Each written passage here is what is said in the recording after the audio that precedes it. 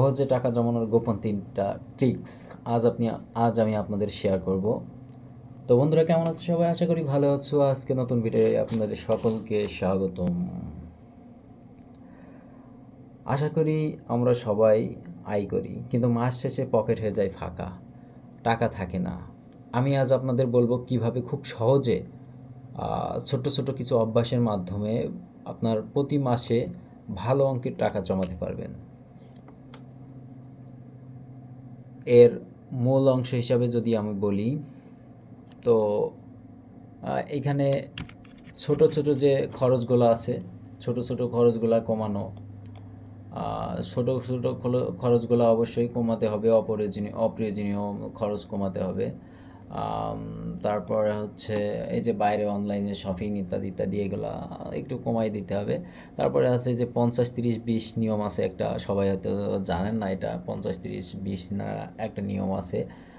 আপনার আয়ের 50% প্রয়োজনীয় কাজে ব্যবহার করবেন, 30% শখ মেটানোর কাজে ব্যবহার করবেন, 20% সঞ্চয়ের কাজে ব্যবহার করবেন।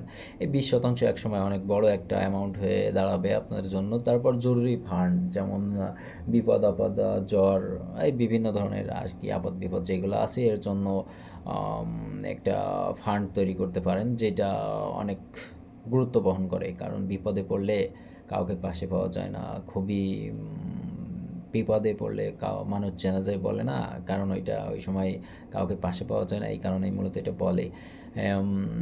আপনি নিয়মগুলো মানেন যদি, তবে আপনার টাকা মোটামুটি আপনি জমাইতে পারবেন আর আপনি সফল হবেন, আমি জানি।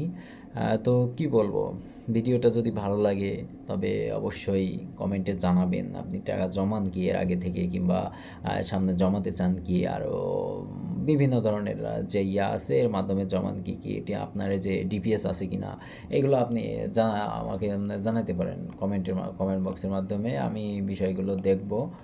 আর সবথেকে বড় কথা হচ্ছে যে টাকা জমানোর জন্য একটা সৎ ইচ্ছা থাকতে হবে। ইচ্ছা না থাকলে কখনো সম্ভব না টাকা জমানো। আপনি যদি মনে করেন যে এখন হুট করে টাকা জমাই ফেলবেন, এটা আসলে হবে না।